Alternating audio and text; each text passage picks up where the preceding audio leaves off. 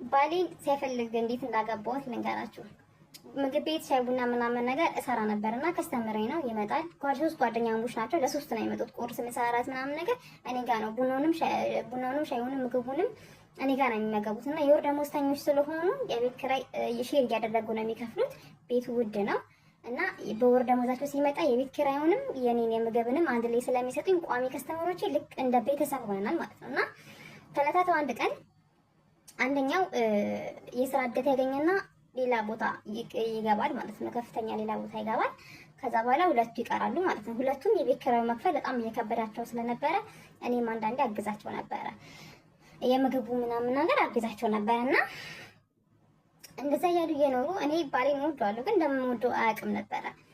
እዛ አንደኛውም እንደዛ የስራ እድገት ያገኘና ሀገር ይለቃል ማለት ነው።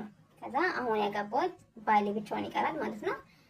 እዛ ሰፈር የሚያውቁት እኔም ብቻ ስለነበረ ባሌ መቶ ለኔ አሁን ያገባሁት ባለቤቴ ብቻ ነበር የቀረው። እሱ መቶ የሚከራይ ቤት እንድፈልግለት ይነግረኛል ማለት ነው። ቤቱ የተከራዩበት ቤት ስለከበደው መክፈል ስለከበደው የሚከራይ ቤት አነስ ያለ የሚከራይ ቤት እንድፈልግለት ነገረኝ ማለት ነው። እኔ ምግብ ቤት ተከራይቼ ነው የምኖረው፣ መኖሪያ ቤትም ተከራይቼ ነው የምኖረውና አሁን ይሄ ልጅ በቤት ኪራይ ፈልጌ ሌላ ቦታ ካስገባሁት ከአይኔ መራቁ ነው፣ ላንገናኝ ነው።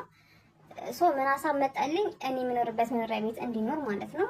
ነገርኩት። የሚከራይ ቤት እስክታገኝ ድረስ እኔ እፈልግልሃለሁ፣ እስክታገኝ ድረስ እኔ ሳምንት ነው እዚህ ጋር የምቆየው። ከሳምንት በኋላ ከዚህ ልለቅ ስለምችል ከዚህ ስራ ቦታዬም እለቃለሁ፣ ከመኖሪያ ቤቴም ስለምለቅ በሳምንት ውስጥ እኔ ከወጣ በኋላ ሌላ ሰው ከሚገባበት እኔ የምኖርበትን መኖሪያ ቤቴ አንተ ተከራየው። ከዛ እኔ ከሳምንት በኋላ ሌላ ቦታ ሌላ ሰፈር ቤት አግኝቻለሁ፣ እዛ ነው የምኖረው ብዬው እኔ ቤት እንዲገባ አደረኩት ማለት ነው። እሺ ብሎ ደስ ብሎ ተስማምቶ እቃውን ልብሱን ምናምን ይዞ መጥቶ እኔ የምኖርበት ቤት ገባ ማለት ነው። እኔ ቤት ለለቅ ምናምን አላሰብኩም። ስለምወደው ከእኔ እንዲልቅ ስለማልፈልግ በመላመድ ፍቅር ይመጣል አብረን ስንሆን ሊያፈቅረኝ ይችላል ብዬ ስላሰብኩኝ ብቻ እኔ ቤት እንዲገባ አደረኩትና ከኔ ጋር መኖር ጀመረ ማለት ነው። ከዛ በኋላ ዛሬ ነገ ትሄዳለች ብሎ እየጠበቀኝ እኔ ደግሞ ዛሬ ነገ ይወደኛል ብዬ እያሰብኩኝ አብረን ቆየ ማለት ነው። በዛ መሀል የሆነ ቀን ያው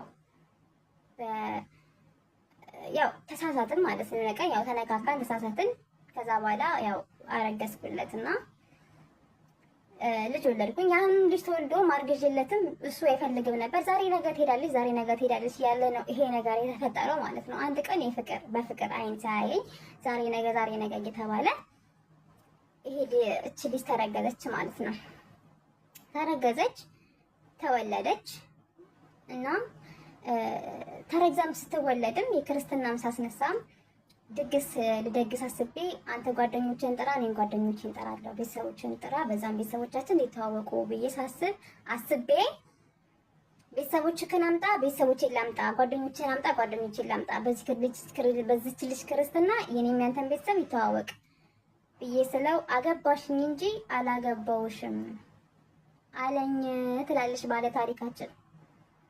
ልጄም 1 አመት ሞላት። 1 አመቷንም ሳከብርላት እንግዶችን ወይ ጓደኞችን ጠራ ስል አገባሽኝ እንጂ አላገባውሽም፣ ያገባሽው አንቺ ነሽ፣ ወዳጅ ዘመዶችሽን መጥራት ያለብሽ አንቺ ነሽ። እኔ ስላላገባው ቤተሰቤንም ወዳጅ ዘመዴንም አላመጣም እየተባባልን ይኸው 3 አመት አብረን ቆየን። የሆነ ነገር ኮሽ ባለ ቁጥር የሆነ ነገር በተፈጠረ ቁጥር አገባሽኝ እንጂ አላገባውሽም፣ እኔ ባልሽ አይደለሁም ይለኛል። ሁሌ ልቤን ይሰብረኛል።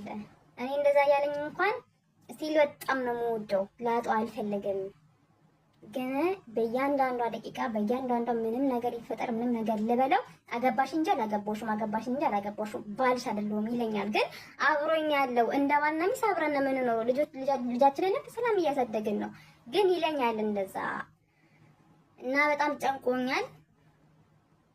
እና የኢትዮጵያ ሕዝብ እስቲ በእናንተ ቦታ ብትሆን እኔ ይሄ ነገር በእናንተ ቦታ ቢሆን ምን ታደርጋላችሁ? በእኔ ቦታ ብትሆን ምን ታደርጋላችሁ? ትላለች ባለ ታሪካችን። ምን ትላላችሁ? እናንተ ብትሆኑ ምን ታደርጋላችሁ? ምን ትወስኑ ነበረ?